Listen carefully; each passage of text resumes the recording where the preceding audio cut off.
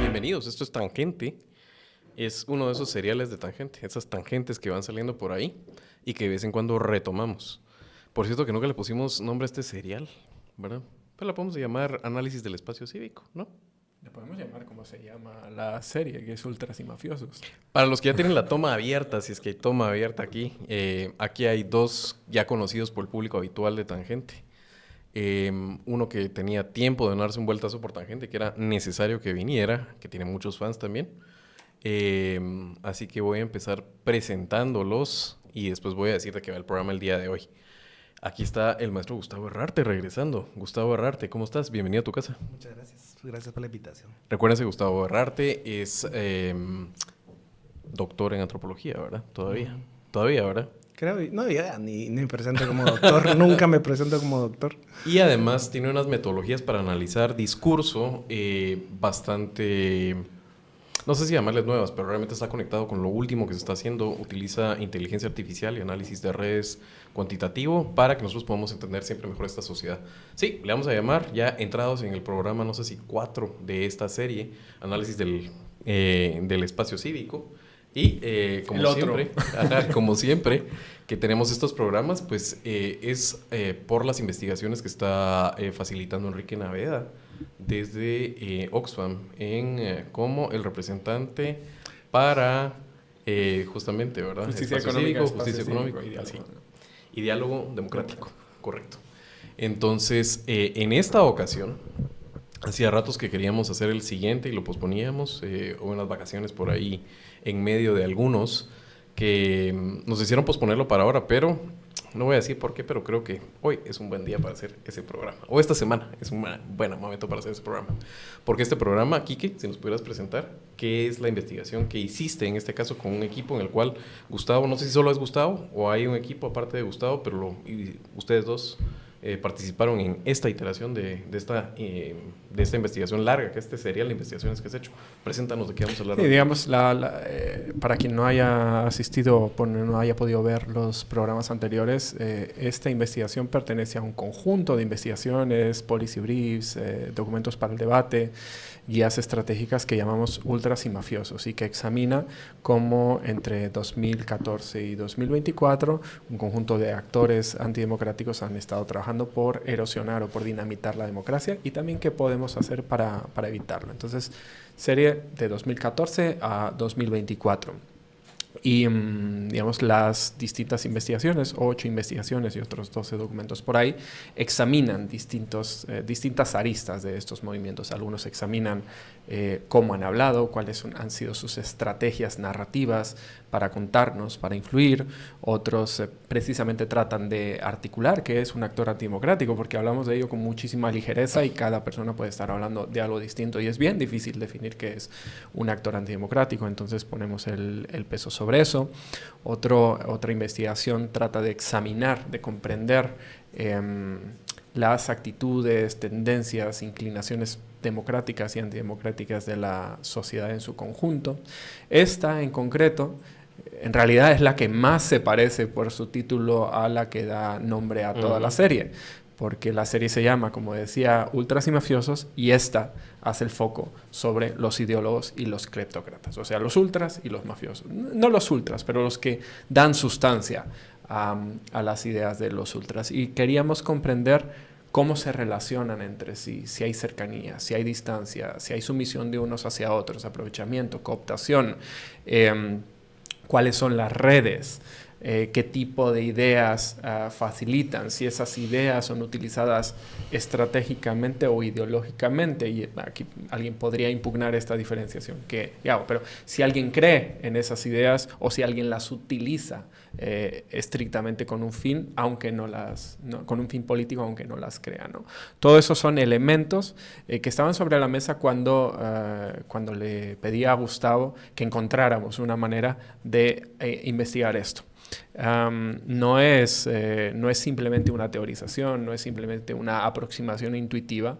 Gustavo recopiló cientos de miles de documentos y de elementos discursivos y se los atribuyó a miles de actores, tratando de comprender cómo todas estas dinámicas funcionaban, y a partir de eso podíamos tener una aproximación mucho más precisa a lo que ha pasado en estos 10 años.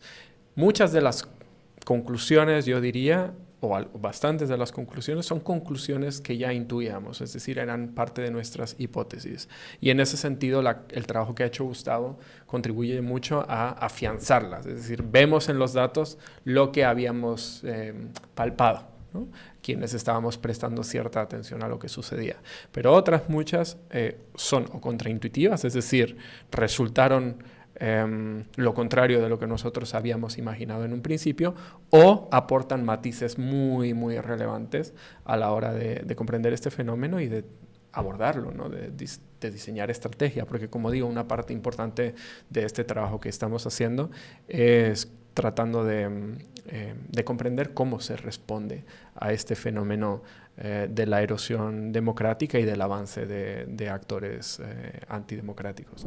Y bueno, si ustedes en este momento tienen un evento especial o simplemente tienen invitados a los cuales quieren atender al más alto nivel y una experiencia memorable, no busquen más, pero tienen a Cocina y Más. ¿Y cómo pueden entrar ustedes en contacto con el equipo de Cocina y Más para poder cotizar y poder empezar a planificar?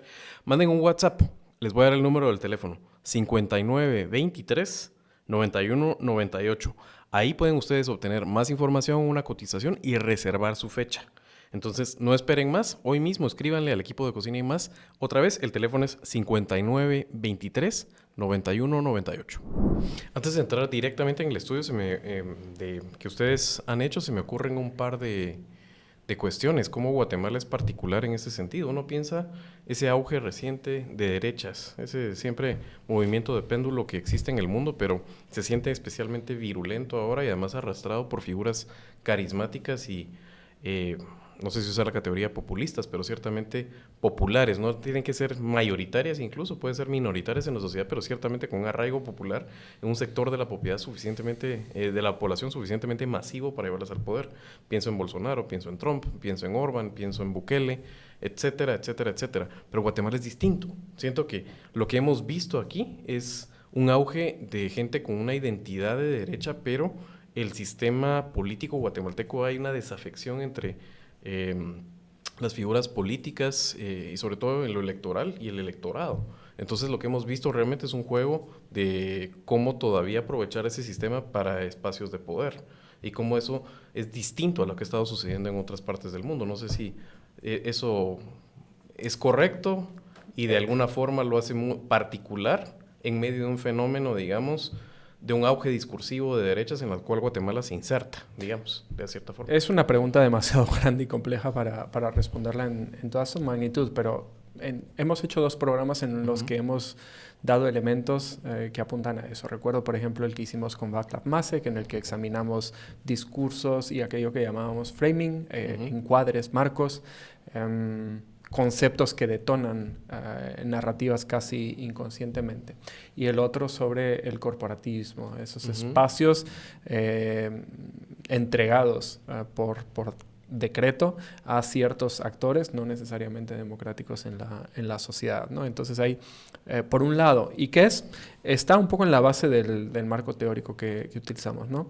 Por un lado, tenés un Estado por grandes porciones diseñadas para contradecir los que son sus objetivos declarados en términos de derechos, o sea, para que se organiza el Estado, para el bien común, confiere derechos, etcétera, pero la manera en que se organiza es contradictoria con aquello que dice perseguir, ¿no? Y en esa contradicción están estos elementos de diseño que dices tú, y uno de ellos, uno de los fundamentales es el que explicamos en ese programa en el que hablamos de corporativismo y del peso desmedido que renuncia a cualquier pluralismo real del sector privado en ese sistema del sector Lo decía privado, porque se me hace como que aquí en este momento hay una búsqueda de legitimidad por parte de actores, pero con un hecho pensado, en vez de orgánicamente montarse en movimientos que los llevan al poder. Sí. Es mucho menos orgánico lo que está sucediendo en Guatemala. Y sí, termino la respuesta con el otro elemento. Cuando hablamos con Václav de framings, hablamos de una posible crisis de hegemonía, ¿no?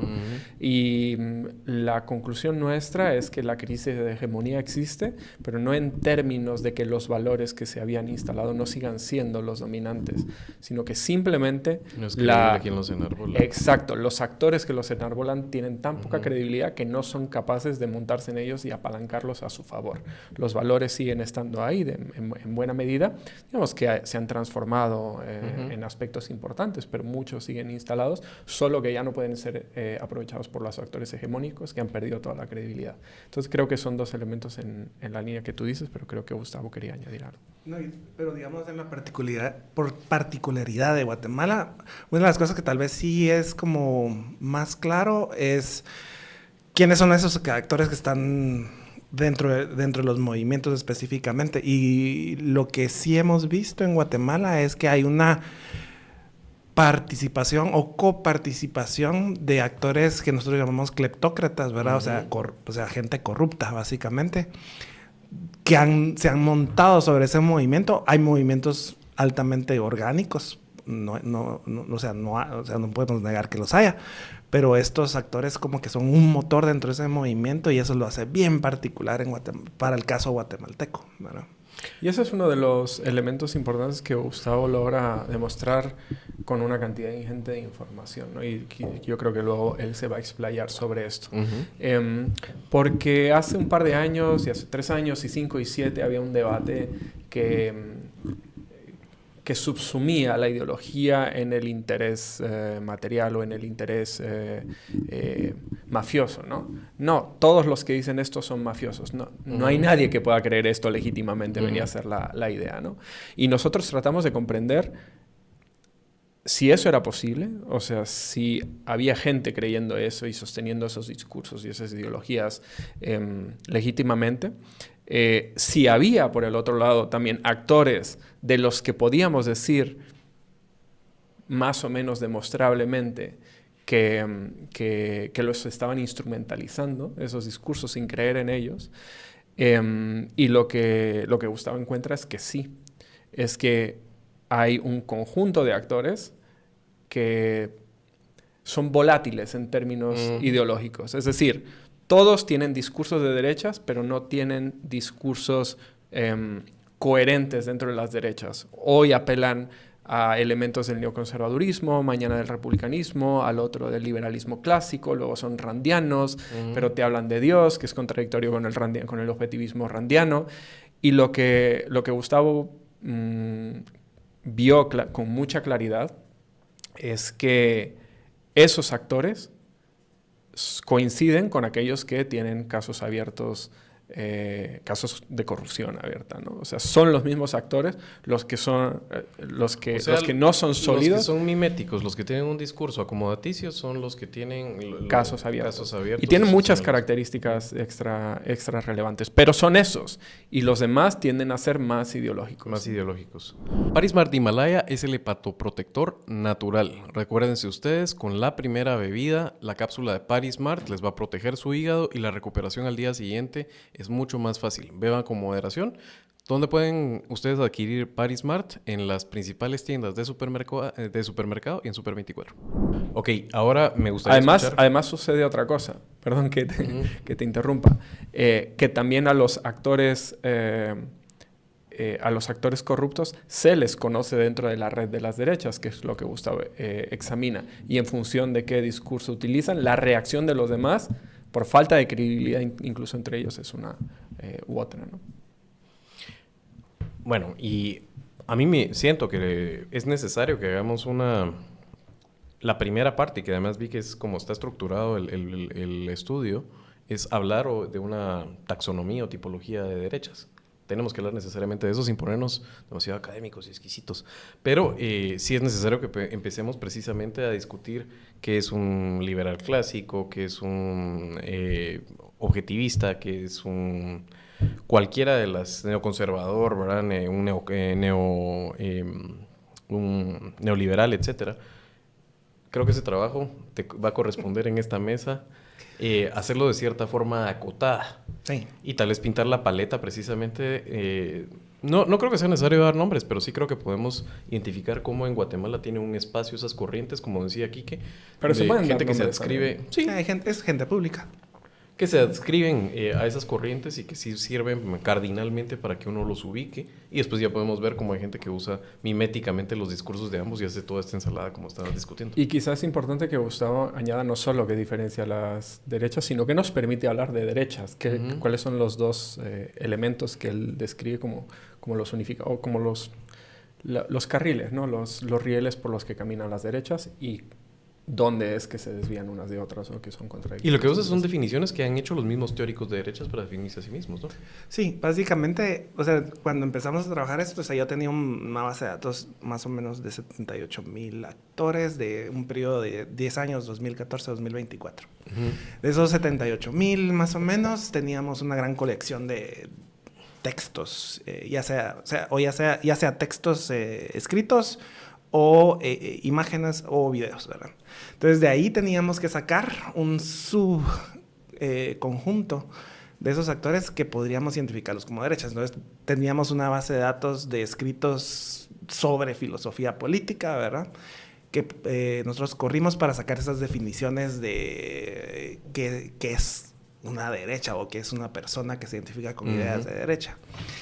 Que es complicado, porque derecha para nosotros es básicamente se ha convertido en una tropilla casi que es vacía de definición y vacía hasta políticamente hablando, ¿verdad? Porque decirle a alguien de derecha es básicamente colocarlo en una gran clasificación que pierde...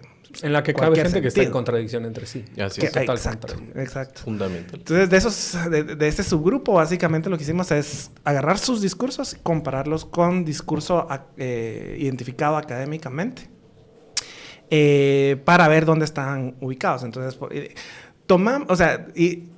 hicimos un primer corrido y básicamente tomamos en cuenta también cómo se autoidentificaban ellos, ¿verdad? Eso no fue lo que al final decidió dónde colocar a cada uno de esos actores, sino que básicamente lo que decidió eso fue su apego a preceptos académicos sobre distintas versiones o vertientes de la ideología de derecha. Entonces, obviamente, lo primero que encontramos es que hay una gran contradicción entre cómo se autodefinen las personas y cómo se colocan frente a preceptos ya establecidos que es una ideología de derechas. Por ejemplo, o sea, si vamos a hablar de nombres, empezamos con el presidente, ¿verdad? Nosotros, a algunos les parecerá contraintuitivo identificarlo como una persona de derechas. Bueno, yo no lo voy a clasificar como de derechas, pero dentro de nuestro modelo, básicamente, él tiene un discurso bastante cercano a preceptos de derechas. Quizá un matiz ahí. Nosotros no estamos diciendo esta persona es esto o esta persona es otro, sino durante estos 10 años sus discursos y sus acciones encajan con esto. En el caso de Bernardo Arévalo nos sale, por ejemplo, como un ordoliberal y Gustavo puede gordo liberal, no le digas así. Ordoliberal. Gustavo puede... No, sí. Pero vas a tener que explicar ahora por qué ordoliberal. Sí, lo podría ver. Pero eso no significa que él sea liberal, sino que en estas circunstancias, con las limitaciones contextuales que hemos tenido, ha actuado parecido a como actuaría alguien que académicamente es ordoliberal, ¿no? O Samuel Pérez también. Samuel Pérez también. Sí, o incluso el ministro Mencos, Quique Godoy, y en otra rama del ordoliberalismo, y tal vez alguien se sorprenda aquí, Pedro Trujillo, en una rama menos clara. Menos clara. Pero eso sale como Nicolás Virsi, por ejemplo, que él se autodescribe como ordoliberal, pero tiene... Nicolás Virsi. Bueno, en nuestro modelo salió en otro lado. Exactamente, a eso me refería. Y me suena congruente viendo, por ejemplo, las redes sociales de Nicolás. Por supuesto, yo no las analicé, pero me suena congruente, pero sé que él se autoidentifica como ordoliberal. Entonces, ahí sí, píntanos entonces la paleta, Gustavo. Entonces, digamos... Como por ejemplo, Bernardo Arévalo tiene preceptos donde se acerca más a una definición de liberalismo o ordoliberalismo, básicamente, que sí creen en el mercado, creen en procesos de organización política de mercado, pero el mercado limitado y una acción más central del Estado en la... que es una cosa empírica muy alemana, ¿verdad? Salido de la bastante alemana. Sí, exacto, que sale de la revista Ordo. Exacto. Entonces, digamos, aunque él se define como de izquierda y otros lo definen hasta de comunista, en realidad como él habla y con quien él interactúa, lo colocan más en un campo de liberalismo en términos generales y más específicamente ordoliberales. Que probablemente debe ser un hombre y sus circunstancias. Debe ser probablemente un tipo como él que se considera socialdemócrata pero haciendo política en Guatemala. Se tiene que correr al centro. Bueno, pero socialdemócratas casa muy bien con en muchos casos. Cabe entre la corriente ordoliberal y el lado izquierda del ordoliberalismo. ¿Qué más tenemos? Por ejemplo, también tenemos liberales clásicos cercanos a ellos. Nuestro modelo lo que separó fue liberales clásicos de objetivistas. Los separó porque tienen ciertas definiciones específicas que los separan. Pero ya en el análisis ya vimos que están bastante cercanos entre sí. Personas, por ejemplo, objetivistas... ¿cómo se llama? Gloria Álvarez. Ajá. Ella, sí, claramente es una persona que tiene unos preceptos bien, bien claros. O sea, ella creo que es de las que intelectualmente es bien disciplinada. O sea, bien disciplinada. Que es contrario, por ejemplo, a alguien que históricamente ha estado cercano a ella, como es Rodrigo Arenas, donde él ya no entra dentro de este mundo de los... objetivistas, pero ya está como entrando al neoconservadurismo, al liberalismo clásico y un poquito del objetivismo, ¿verdad? Entonces tenemos liberalistas clásicos que se apegan bastante a una visión hayekiana, Mises, y objetivistas que se acercan más a una visión como la que es Ayn Rand, ¿verdad? Que es interesante lo que estás hablando otra vez, porque por ejemplo Gloria Álvarez, que tiene una carrera larga en medios, siempre se ha definido ella misma su etiqueta como libertaria. Y le ha costado, digamos, en ese su tour que ha hecho por países de habla hispana, incluso peleas con personajes como Laje, más recientes, exactamente. Que por supuesto me parece como una persona mucho más agudo mentalmente, pero mucho más también perverso y mimético, Laje, en medio del contexto político en el que se tiene que desarrollar, y como apaleo a Gloria Álvarez en un debate. Pero Gloria Álvarez no se salió un centímetro de cosas que ha defendido de mucho tiempo. Y la otra decía, esa alianza que ella tuvo en algún momento, estuvieron en MCN ambos, con Rodrigo Arenas, pero Rodrigo Arenas se ha convertido no solamente en una persona de discurso y de análisis, sino directamente en un actor. Bien, y eso obviamente lo ha hecho entrar probablemente, no solo en contradicciones, pero el operar en sí mismo lo ha hecho pues defender su actuar o el de otros, y sin dudamente, discursivamente, tiene que tener eso un reflejo, ¿no? Sí, definitivamente sí, porque él no solamente es parte de una visión discursiva clara del liberalismo clásico, también del objetivismo en cierto sentido, pero también él actúa dentro de movimientos políticos, movimientos de partido y actores políticos. Ha sido operador político, por ejemplo, tiene un caso abierto también. No sé si está abierto el caso, ya se cerró. Sí, yo no sé, eso sí no sé. Pero bueno, ¿qué más tenemos? Entonces tenemos, por otro lado, tenemos a la ultraderecha. Estos son básicamente personas que tienen una visión bastante clara sobre su antidemocracia, ¿verdad? Entonces tenemos gente que está muy alineada a ideas básicamente militaristas, altamente promueven ideas de masculinidad bastante tóxicas. También promueven ideas de antiderechos, ¿verdad? Todo este tipo de... Conservadores y neoconservadores, ¿no? La ultraderecha. Y de ahí tenemos los neoconservadores, que son básicamente, están más llegados a preceptos ideológicos influenciados por religión, no necesariamente una religión específica, aunque hay una mayoría dentro del neopentecostalismo guatemalteco, pero que también hay personas que militan dentro de Iglesia Católica. Opus Dei y ese tipo de cosas. Dentro de muchos, claro. Exacto. No solamente eso, pero sí. Dentro. Entonces tenemos a los neoconservadores, a los ultraderechistas, a los liberales clásicos, a los objetivistas, a estos liberales clásicos objetivistas, muchas veces ellos se consideran libertarios, como ya lo dijiste, pero los dividimos entre dos para tener más afinado nuestro análisis. ¿Y quién más? Me falta alguno, ¿no? Los indefinidos. Ah, bueno. Y sí, hay un grupo que básicamente son los que ni aquí ni allá, pero algunas veces... Por ejemplo, Sandra Torres es el mejor ejemplo de esto. Sandra Torres, si uno ve históricamente, diría, pues está bastante ligada a un ordoliberalismo, ¿verdad? Pero sin embargo, de ahí nos asusta con preceptos de el evangelismo, el neopentecostalismo, ¿verdad? Que la acercan más a estas ideas de la visión religiosa, si queremos. Ahora, ella es un camaleón. O sea, si vemos históricamente sus estrategias políticas, ella repitió una estrategia política que falló en su primer intento, el primer intento de la UNE, que era segregar el electorado. Entonces dijeron, nosotros somos el partido de los pobres. Entonces tenían una visión bastante, si ustedes quieren, social, izquierda, por ahí. Pero esta última elección regresa a la segregación de electores y le vuelve a fallar, pero ahora con esta visión neoconservadora, ¿verdad? Entonces hay muy congruente, ¿verdad? Cuando uno analiza la carrera, lo que acabas de decir de Sandra Torres, el proyecto inicial de la UNE era un proyecto de crear una base social, una masa popular, y termina siendo al final de cuentas un juego de minorías de redes clientelares, y dentro de esas redes se identifican un discurso conservador, pero es un discurso mimético, ¿correcto? Exacto. La última elección sí. Correcto. Pero digamos, generalmente cuando la UNE ha sido más exitosa es cuando no hace esos dos extremos, ¿verdad? Sino que se pone como un partido catch-all.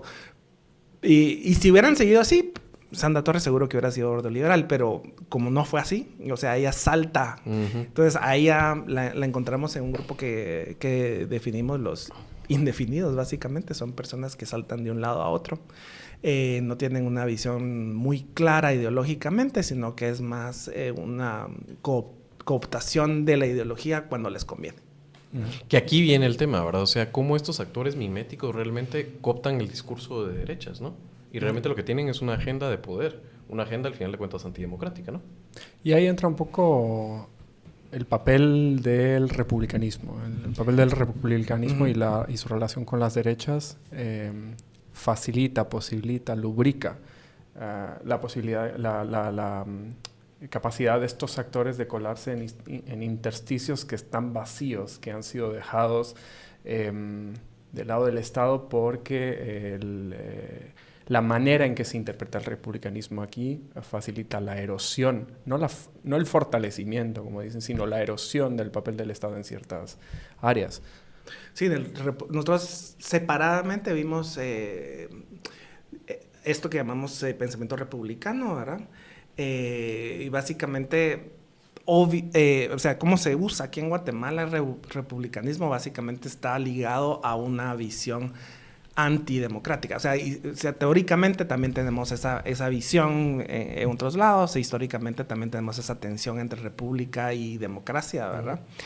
Pero sí, o sea, si nosotros vemos los discursos y estos discursos más diseñados por parte de República Radio y todos estos, o sea, casi que el uso de democracia no está presente, ¿verdad?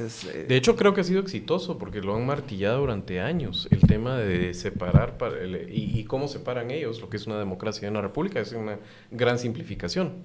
Pero lo que estás diciendo a la larga es que no solo son distintos, sino que lo que hacen a través de ese discurso, como se maneja aquí en Guatemala, es que el discurso republicano termina siendo antidemocrático, que no debería ser así. Pero termina siendo así. Bueno, ¿qué sería? Estoy pensando como una punta de lanza, ¿verdad? O sea, sirve, digamos, como para abrir brecha antidemocrática. O sea, en el debate democracia-república ha existido desde mucho tiempo, ¿verdad? Y sí, en efecto, o sea, los grandes teóricos de república critican específicamente la democracia, especialmente la democracia liberal. Así ¿verdad? no significa que todos El miedo a las los masas. crean. Sobre todo la democracia mayoritaristas, más que O la sea, sí, liberal. el absolutismo. De ahí viene la absolutismo idea de la tiranía de la Sí, mayoría, exacto, que sí, se utiliza exacto. mucho republicano Así en es. Estados Unidos. Entonces, pero el énfasis también, y eso es bien guatemalteco, creo yo, como nuestro sistema político está dominado específicamente por abogados. O sea, nosotros estamos dominados por abogados, más que por cualquier otro sector. Eso no es son una opinión, abogados. es un dato lo que acaba de soltar. No, sí. O sea, les muestro el posicionamiento de... Recuerdo un reportaje que hicimos en Plaza Pública que se titulaba El país de los abogados y examinaba precisamente eso. Entonces, casa cabal perfectamente ese discurso republicanista. Y vemos actores como Arévalo, que no siendo parte de este movimiento, es una persona alejada, digamos, de Rodrigo Arenas. Sin embargo, ambos vienen y básicamente se unen discursivamente en este punto. Entonces hay una sobrevalorización de la ley, de las instituciones, que las instituciones son las que tenemos que proteger, más que los procesos fetiche. o la utilidad última del ciudadano. Del supuesto Estado de Derecho, Estado de ley. instituciones. Hechizado. Ajá. Entonces, eso casa cabal y es por eso que es bien exitoso aquí en Guatemala. Sí. Entonces, si vemos el crecimiento más cercano ahorita, este tema de república está tomando un auge bastante más importante. Promovido no solamente por actores vinculados con la derecha, pero por otros también, fuera de esa derecha. Ok, podemos explorar entonces el tema de cómo el discurso de derechas se ha cooptado precisamente con una agenda antidemocrática de personas, obviamente, que están señalados además de cleptócratas, directamente, que se han aprovechado y que han puesto a lo público en servicio de ellos y lo han expropiado. ¿Cómo lo describirían ustedes a luz del estudio? ¿Qué hallazgos hay para poder, digamos, probar esta premisa? Digamos, nosotros tenemos esta visión básicamente republicana que tiene un nicho bien importante en el discurso de la derecha. Pero por otro lado también tenemos otro contendiente ideológico y discursivo bastante fuerte, que es la parte religiosa, ¿verdad? Más que esta visión, o sea, básicamente lo que encontramos es que estos actores que les llamamos las derechas están divididos dentro de actores que son altamente institucionalistas, ¿verdad? Y están muy vinculados con este pensamiento republicano, y otro que está más vinculado con la visión religiosa. Esa visión religiosa, o sea, la parte religiosa es la que más han utilizado especialmente actores antidemocráticos y también actores cleptocráticos para montarse y cooptar el movimiento de las derechas. O sea, básicamente tenemos actores como Alan Rodríguez, que utiliza estratégicamente discurso religioso. Y hablamos de Sandra Torres, donde estratégicamente usa el discurso religioso. Tenemos actores como... Shirley Rivera, Patricia Sandoval, por ejemplo. Sí, pero me estaba pensando en la que fue presidenta del Shirley Congreso. Rivera. Shirley Rivera. Sí, sí. Shirley Rivera. Shirley Rivera, que es claramente utiliza ese Maynor lenguaje. Mejía Popol. Estoy pensando, por ejemplo, diputados de Vamos que están enarbolando ese tema en esta legislatura, Sí. ¿verdad? Solo un elemento ahí. Hay una diferencia clave entre Shirley Rivera y Alan Rodríguez. Los dos hacen un uso estratégico del discurso religioso, pero Shirley Rivera es mucho más creída que Alan Rodríguez, porque de Alan Rodríguez todos saben que no tiene esa creencia, mientras que Shirley Rodríguez tiene una práctica Shirley Rivera tiene una práctica religiosa antigua y sostenida y conocida. ¿Qué uno podría decir lo mismo, por ejemplo, de una Consuelo Porras también, que es una persona que siempre ha sido muy persinada, la señora, o una Dina Ochoa? O sea, sí, y también Ángel Pineda, o sea, también son actores que son religiosos, históricamente actores religiosos. Pero hay otros actores que utilizan ese discurso para montarse y para cooptar, digamos, todo ese movimiento que es, o sea, una persona de derecha es válido dentro de una democracia que se organice, que emita opinión y todo. Pero esos actores que andan jugando con preceptos de las derechas lo utilizan estratégicamente para poder lograr entrar y cooptar ese discurso. y ese movimiento. Dos preguntas que no son del estudio, pero digamos me surgen con esto, ¿verdad? ¿Te aparece discursivamente, por ejemplo, Joviel Acevedo, un tipo históricamente que él mismo se autoidentifica como de izquierda? Todavía en entrevistas recientes lo he visto autoescribirse como gente de izquierda, que él peleó, que la guerrilla, que el pueblo, que la grandeala, pero tiene un discurso tan conservador en lo social, pero absolutamente tan conservador en lo social, que es interesante esa evolución. Esa era mi primera pregunta. Sí, o sea, Joviel Acevedo no fue un actor central en nuestra red porque sí, históricamente ha participado dentro del movimiento de izquierda, de democracia cristiana y posteriormente en otros movimientos sindicales más vinculados con la izquierda. Pero, sin embargo, si quieren un ejemplo así que pueden ir a ver a YouTube, es su entrevista que le hicieran enfrente del Palacio Nacional y estaba alguien de... No me acuerdo, creo que es UATGT o alguno de estos medios que promueven este neoconservadurismo. Y le están haciendo básicamente esta entrevista donde le están preguntando sobre el proceso de huelga y todo ese tipo de cosas. Y él fácilmente habla y todo. Y después le sacan, pero el gobierno tiene libros de textos con ideología de género. Y se le ve la cara. Es que kinéticamente se le puede ver el cambio. O sea, lo pueden ver en YouTube. Le cambia la cara, ¿verdad? Baja la voz.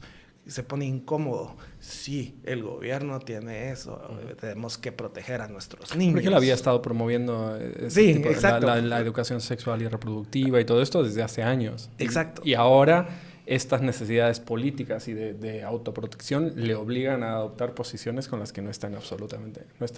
No, ha sido bien interesante el caso de Joviel, por eso lo preguntaba, ¿verdad? Primero, yo no sé si tu modelo cada vez que tiene que analizar a Joviel te crashea, porque o sea, yo no sé cuántos han visto los comunicados, por ejemplo, del que es como el vehículo favorito de Joviel, pero son unos mamotretos de 5 páginas, con un pasticho de ideas, termina siempre con la Santísima Trinidad, los politokers por aquí, etcétera. Pero debe toser un poco tu modelo consumiendo eso. Pero además es un discurso que siempre había sido antiempresarial y ahora tiene estos aliados que ellos tienen una identidad, por lo menos ellos tienen una identidad empresarial, no todos son empresarios. Era muy interesante, pero me llevaba a la siguiente pregunta y era, no necesariamente tiene que estar en el estudio, pero me interesa la opinión de ambos, es qué tan buen villano es en este caso un Bernardo Arévalo, o por ejemplo en este caso el gobierno cómo se ha comportado con el tema de educación, donde ha habido toda esta campaña de desinformación sobre los cambios en los libros a tenor de lo realmente la praxis de este gobierno. ¿Qué tanto les está pegando, digamos? Porque yo me imagino, y uno lo puede ver, es lo fácil que es ese movimiento progresista en Estados Unidos como villano para el movimiento MAGA. Es un gran villano tenerlo, ¿verdad? O sea, ahí está Lex Luthor y aquí está Superman. Pero cuando tienes un Arévalo, que es un tipo tan tranquilo, no sé, tan poco... es difícil, siento yo, jalar algo en lo cual digas, ahí está el cuate que nos va a homosexualizar a los niños. Es hasta cierto punto anodino. En la praxis de este gobierno no hemos visto tampoco que las agendas progresistas, por ejemplo, todo lo que dicen que iban a hacer en el Ministerio de Educación simplemente no está pasando, etcétera. Yo creo que lo que pasa es que nadie ve a Bernardo Arévalo como el villano. El villano es Joviel. Y son los grupos mafiosos. Y por eso, lo que pasa es que... Grupos, ¿qué tan, claro, no.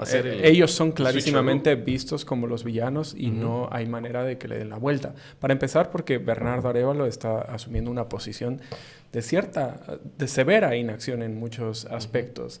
Y a Arévalo no se le atribuye, nadie le atribuye, creo yo, el papel del villano. Le atribuyen si acaso, el papel del héroe que se esperaba que fuera y no lo fue, ¿no? Y en ese sentido creo que está ocurriendo algo semejante a lo que está ocurriendo en Estados Unidos, aunque si quieres de una forma invertida. La popularidad de Bernardo Arévalo cae porque no satisface las expectativas que tenía la población, pero eso no funciona como un sistema de vasos comunicantes, como se esperaría. Cae la popularidad de Arévalo, sube las de sus adversarios. No, cae la popularidad de Arévalo y cae la de sus adversarios. Sí. Y la gente no pasa a engrosar las filas del enemigo, sino que se queda en un punto medio. En Estados Unidos pasa algo parecido por la inacción de los demócratas, que están apostando a que Trump se desgaste solo y eso les haga emerger a ellos como salvadores. Lo que vemos en los resultados en Estados Unidos es que Trump se está desplomando y los demócratas también, por el que les acusan de no estar haciendo nada, de estar pasivamente esperando a que todo quede destruido, ¿no? Aquí me parece que es un poco igual, pero por razones distintas y de una manera... Aunque no me suena tan distinto teóricamente que Arévalo piense que eso puede funcionar. La diferencia es que en Estados Unidos sí hay, digamos, una opción binaria, ¿verdad? Y es en cambio, aquí la opción binaria en las elecciones en el 2027 no está garantizada. Exacto. Es una cuestión de cálculo de tiempos, ¿no? No, y en el caso de Arévalo es interesante porque esto no está en el estudio, esto es, claro, es monitoreo día con día. Pero sí, él o sea, para mí no es popularidad. Para mí es eigenvector, o sea, poder transicional. ¿Cuál es la habilidad de un actor político de influenciar a otros? Su centralidad en la red, correcto. Centralidad eigenvector, o sea, es posibilidad de influencia, básicamente. Él empezó a caer desde marzo del primer año de gobierno. O sea, toda esta movilización de las derechas, que viene desde antes de la toma de posesión, durante las elecciones y todo ese tipo de cosas, casi que es en inglés sería overkill, ¿verdad? Es como... o sea, ellos no necesitaban hacer todo esto. Necesitaban, políticamente, en las derechas, fomentar su organización social, que no tienen. O sea, ellos tienen una organización social religiosa que es básicamente atómica. Pero fuera de eso no lo tienen.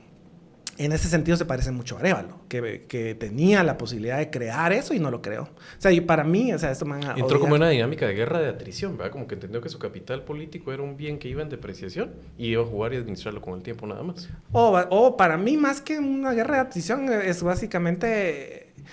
Arévalo está... Bueno, no Arévalo, pero Semilla como movimiento político... está trabajando muy, muy fuerte, esto me van a odiar por decirlo, pero muy, muy fuerte para ser irrelevantes, ¿verdad? Ellos simplemente no han hecho nada para poder ser un movimiento político. Pero de igual manera, este grupo antidemocrático, aunque hacen mucho, invierten mucho, no tienen tampoco esa misma capacidad porque no tienen ese vínculo sociopolítico, ¿verdad? El único vínculo sociopolítico es con actores religiosos atómicos. Que a mí me parece que, otra vez, esto es la tangente que salió, pero el líder de... Atómicos, más bien atomizados, porque atómicos parece... A mí me llama mucho la atención este grupo Freno, porque el que claramente, no me acuerdo cómo se llama el señor que lo dirige, pero hace unos videos como de 3-4 minutos, pero él sí tiene bien claro que necesita un actor social masivo para poder dar el golpe de Estado. Y su apuesta era hacerlo con el bloque de maestros de Jovial. Lo que pasa es que los tiempos no le dieron porque estaba hablando de un Jovial Acevedo que hoy en día y por la dinámica en la que está, su red clientelar ha decrecido y ya no pudo despertar eso, pero tenía bastante claro lo que estás diciendo, que es el déficit que no han entendido de esa masividad que necesitaba para tener alguien que somatara un tambor grande. Pero bueno, continuemos sobre el estudio, regresemos. Sí.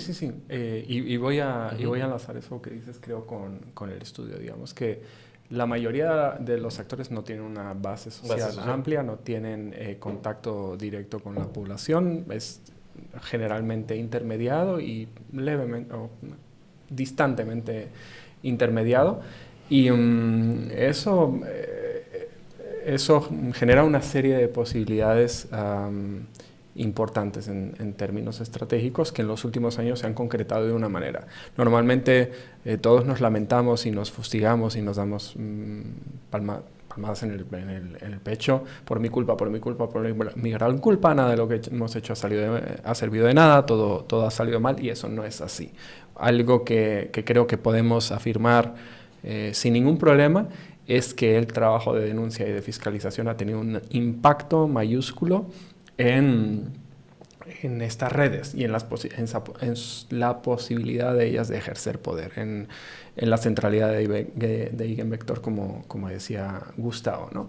La denuncia, el señalamiento, a Gustavo no le diga que utilice la palabra hipocresía, pero el señalamiento de la distancia entre las señales que ellos mandan de virtud y lo que todo el mundo está pudiendo ver por el trabajo del periodismo de investigación, por el trabajo de los fiscales, por el trabajo de la sociedad civil, les ha causado en todo este tiempo un daño mayúsculo que les ha impedido sostener esos espacios de poder como hubieran deseado, ¿no? Y esto lo enlazo un poco con esa crisis de hegemonía de la que hablaba al principio. Los valores siguen más o menos en pie, lo que no sigue es la capacidad de ellos para ser creíbles, ser enarboladores o estandartes creíbles de esos valores y por lo tanto mover a la gente en una dirección y en otra, ¿no? Y eso yo creo que hay que ponerlo en mucho valor. El trabajo de todos estos actores que han estado señalando las incongruencias, la corrupción de esos otros actores políticos ha sido relevante y es relevante todavía para el futuro, ¿no? Sí, exacto. O sea, y vemos, o sea, si hay lo que se ha creado, digamos, toda esta dinámica, especialmente esa dinámica de post-2016 que llega Trump al poder, hemos visto una inversión grande, una industria grande en el limpiado lavado de imagen. De imagen. Una inversión gigante. O sea, básicamente lo que vemos es que estos actores están invirtiendo grandemente en medios de comunicación alternativos para limpiar su imagen. Y este costo, que nosotros le llamamos señal de costosa, ¿no? Ha aumentado. O sea, medimos cuánto ha aumentado. Pero con retornos decrecientes. En algunos sentidos, sí. O sea, el problema, digamos, en términos académicos, en términos de datos, es que un actor, obviamente, puede tener múltiples conexiones con otros, ¿verdad? Un actor puede tener una red de actores vinculados consigo mismo alta, pero eso no significa que tenga una posibilidad de influir una red, ¿verdad? Una red sociopolítica más grande. Porque uno es centralidad, por eso te corregí. O sea, uno es dónde está la posición de ese actor y otro es la centralidad de Eigenvector, que es la posibilidad de influir, ¿verdad? Eso sería. Y las dos cosas no son iguales. Entonces, el costo de muchos de esos actores, especialmente aquellos que son cleptócratas, su costo es tan alto que o sea, aunque sean centrales, ¿verdad? No son capaces de ser actores que vayan a poder influir una red sociopolítica más grande. Y esa es como la brecha que les falta. Y eso es clave. Cada vez han tenido que invertir más recursos en seguir siendo influyentes, ¿no? Y eso se debe al trabajo que hemos mencionado. Y la pregunta en ese sentido es ¿por qué no salen cuadros orgánicos, carismáticos en esto si parece que habría, digamos, una audiencia para consumirlo y un potencial? Bueno, hay audiencias y hay audiencias orgánicas. Por eso, pero digamos cuadros carismáticos, orgánicos que uno diga... Hay cuadros carismáticos que no necesariamente se meten a lo político. No, podría ser, pero digamos alguien con una gran capacidad de movilización y que contribuye a explicar... por ejemplo, la marcha aquella contra el aborto. Que es John Santo. Es un actor que no lo habíamos identificado hasta que Gustavo hizo este análisis de redes. Y luego fuimos a ver las noticias y ahí estaba, pero no es Cash Luna, no es el pastor Sergio Enríquez, los que todos conocen. Es un tipo que está ahí guardado, pero que es el que moviliza. John del Salto, ¿no? El pastor John del Salto. Esos están ahí, son carismáticos, tienen capacidad de movilización, son orgánicos, tienen contacto con su base, su feligresía, llámale como quieras, solo que no asumen un papel de político, miembro de un partido político, ¿no? ¿Por qué no sucede? La verdad que no sabría explicar por qué. Precisamente porque es John de Salto y no es Cash Luna, ¿verdad? Diría uno. Puede ser. No, bueno, y digamos, ellos también corren un riesgo bastante alto. Ellos hicieron... Harold Caballeros, por ejemplo. A eso me refiero. Harold Caballeros, sí. Pero, digamos, John de Salto corre un riesgo bastante alto porque, digamos, actores antidemocráticos, si se unen a actores que son orgánicos, legítimos, como es John del Salto.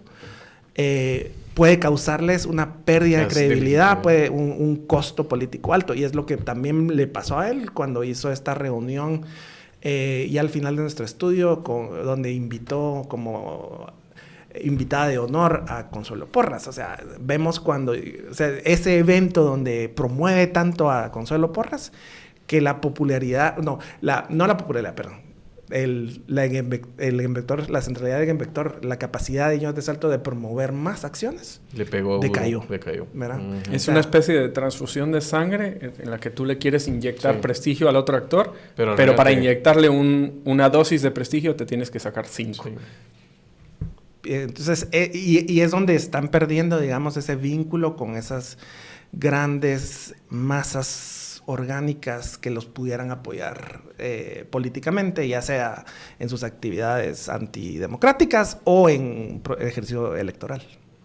Duro, ¿verdad? Duro, entonces la decisión en este caso, parece que solo es una cuestión de tiempo para que desaparecieran y debiera de hacerse una coalición que pudiera desplazar a estos antidemocráticos, cleptócratas que no tienen mucho parapeto. Pareciera ser eso. Pareciera que lo que falta básicamente es un consenso del otro lado que simplemente no quite el dedo del renglón y los mantenga a raya políticamente, ¿no?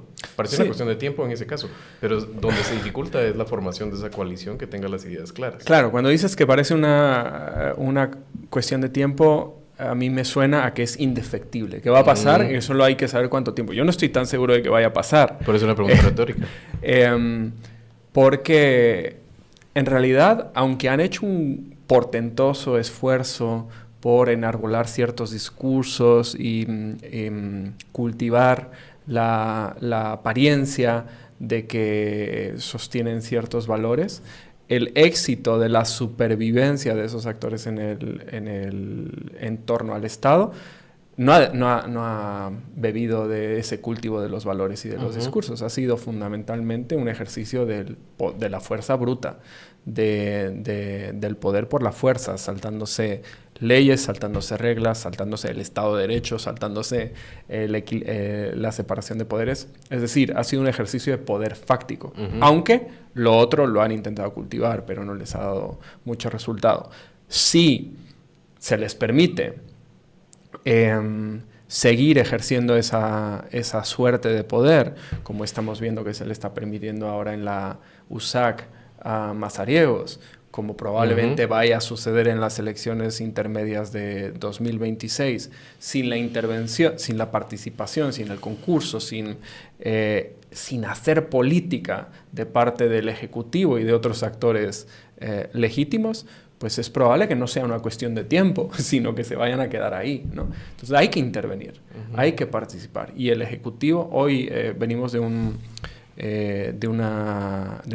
la presentación de la iniciativa Dilemas de Fondo, en la que por lo menos 2 de los ponentes, Juan Papier de Human Rights Watch y Jaime Chávez de Van Center, le reclamaban al presidente que hiciera política, no que viole la separación de poderes, pero que haga política e intervenga en las elecciones intermedias del año que viene, ¿no? Entonces, es una cuestión de tiempo según como lo veas. Si no se hace nada, se van a eternizar, ¿no?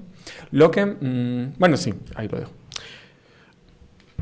Uno pensaría en esta cooptación que hay por parte de actores antidemocráticos y cleptocráticos de los discursos de derecha, que definitivamente tienen un espacio o deben de tener, digamos, su espacio en la cancha cívica, ¿vale? Es peligroso. Lo que acrecienta es una tendencia que no haya un espacio de encuentro. No sé si eso se puede medir de alguna forma, que esta dinámica en la cual no hay una derecha, o hay una derecha, digamos, en este caso, que no puede emerger sin cadenas, más legítima. Lo que está haciendo el otro lado es que también se atrinchere la parte de la sociedad que no es antidemocrática y la parte además que puede ser antidemocrática pero de izquierdas. Ergo, que estamos más polarizados por esta cooptación que hay del discurso de derechas por parte de los cleptócratas. Bueno, o sea, sí se puede medir. O sea, claramente, digamos, esto lo hicimos en realidad nosotros cuando estábamos viendo el monitoreo de las elecciones.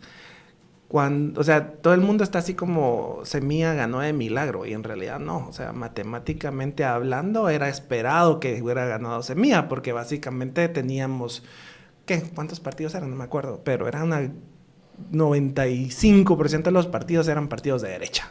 O sea, estas expresiones de la derecha y la derecha democrática expresada en los distintos partidos políticos estaban compitiendo entre sí. Y todos estos partidos políticos tenían elementos antidemocráticos en sus filas. Un caso es, por ejemplo, Edmond Mulet y Cabal, ¿no? Que tenían actores antidemocráticos y cleptocráticos dentro de sus propias filas. Entonces, y todos esos partidos estaban compitiendo entre sí. O sea, era casi imposible que una expresión... O sea, básicamente estaban robándose votos entre sí mismos, ¿verdad? Y la gente que ve a estos actores cleptocráticos siendo parte de estos partidos políticos, simplemente se fueron con una expresión que no tenía estos actores, ¿verdad? Suri Ríos, nosotros medimos el efecto que tuvo de un mes a otro cuando viene...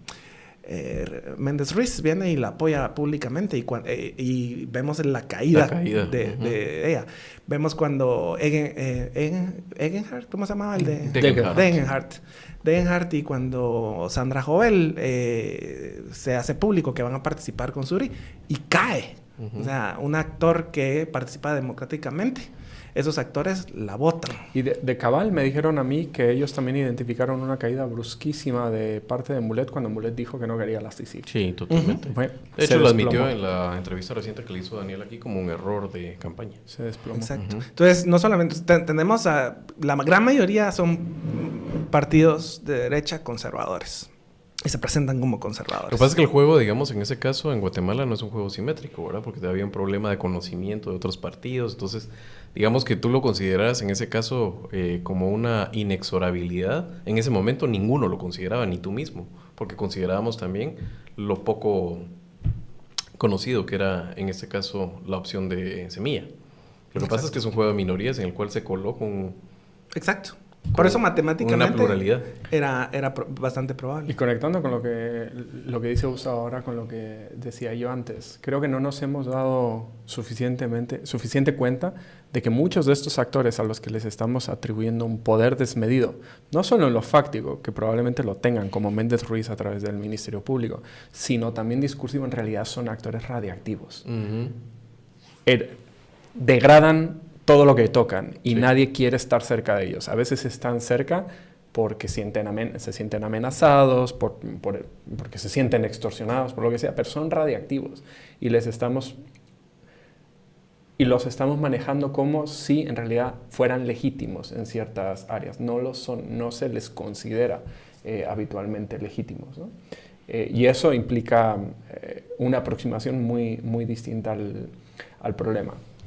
Hay otro elemento, Gustavo se filtraba en las palabras de Gustavo y lo quiero dejar claro.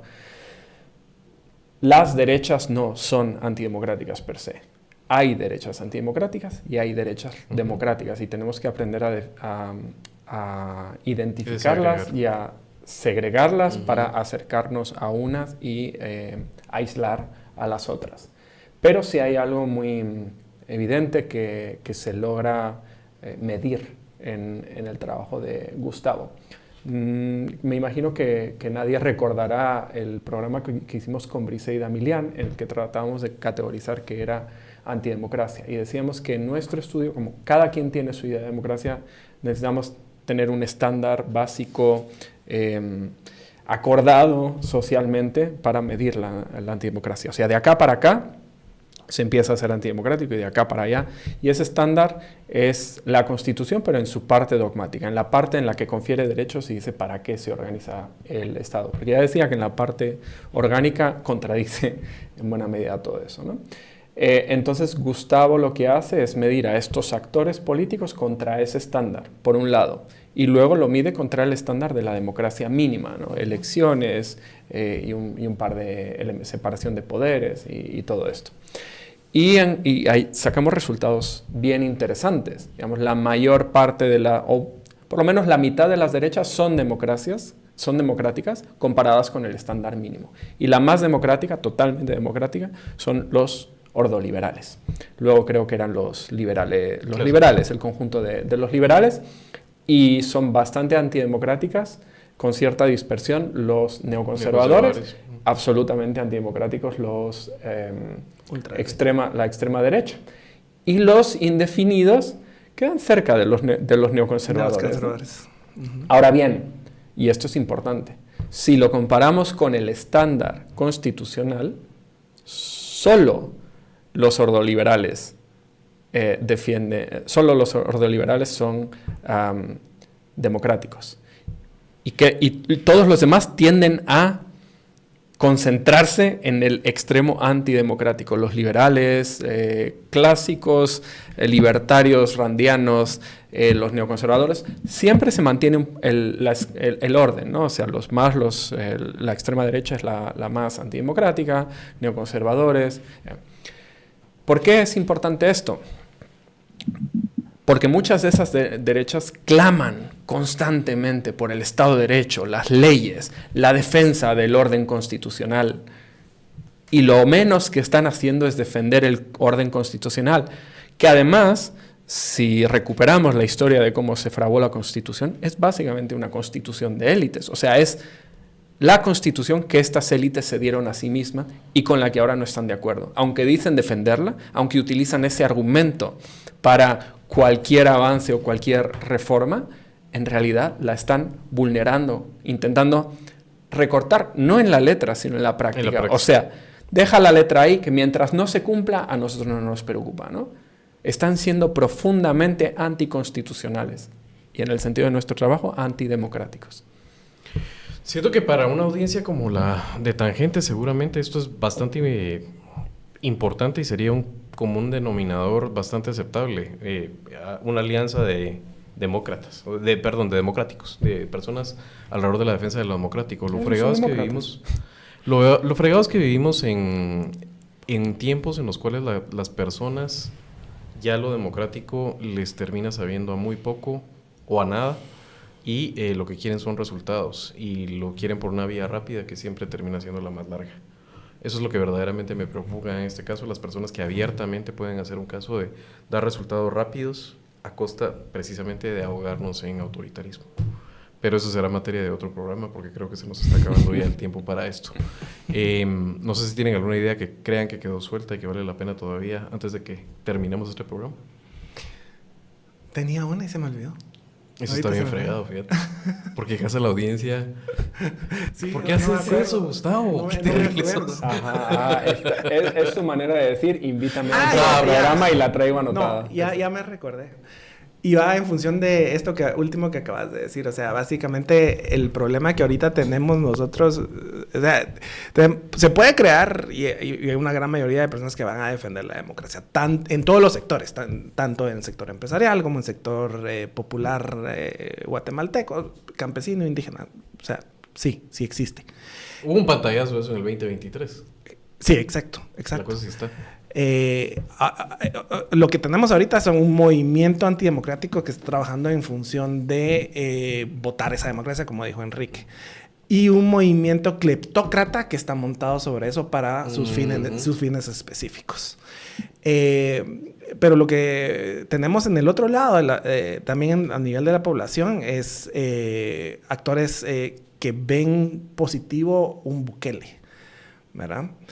Y tenemos a dos actores claves en Guatemala que tienen cierta expresión del buquelismo en Guatemala. 3 actores tenemos, pero 2 con grandes posibilidades, que sería Carlos Pineda y Arzú. Ambos son actores antidemocráticos. Ambos. Uno por su visión específica neoconservadora y el otro por básicamente su autoritarismo, su discurso autoritarista. Y ese es un riesgo que nosotros tenemos. O sea, si vamos a trabajar dentro de un movimiento que pretenda defender los derechos mínimos para poder vivir en una sociedad no autoritaria, tenemos que enfrentarnos con la posibilidad de que la próxima vez no tengamos un ambiente democrático donde podamos desarrollarla. Totalmente. Yo nunca tengo más ideas. No, sí tenés, lo que pasa es que no las decís. Se vació en este Lodito. Bueno, la verdad es que muchísimas gracias otra vez por un interesantísimo tangente. No sé si tenemos todavía más en cola para esta serie. Uy, tenemos para 2 años. Tenemos para tirar. Así que, Sí, solo yo está en 3. pendientes de la siguiente entrega. De este análisis del espacio cívico y que estamos haciendo aquí por Tangente, colgados de las investigaciones que dirige desde Oxfam, Quique Naveda. Muchísimas gracias a ustedes. Recuérdense, tenemos canal de WhatsApp, estamos en absolutamente todas las redes, nos sirve mucho, seguimos creciendo. Tenemos una sana distancia ahora con el podcast del Rezo del Rosario de la diócesis de Escuintla. Somos el número 2, fíjate, Gustavo. Okay. De los producidos en Guatemala. Solo nos gana Casa de Dios. Okay. A una sana distancia también, pero está bien. Hay que hacer... Confiamos en ustedes. Sigan compartiendo el contenido de Tangente. No es necesario que diezmen como los que escuchan el podcast de Casa de Dios. Pero sí, síganlo compartiendo. Nos sirve muchísimo. Gracias, audiencia, y hasta la próxima.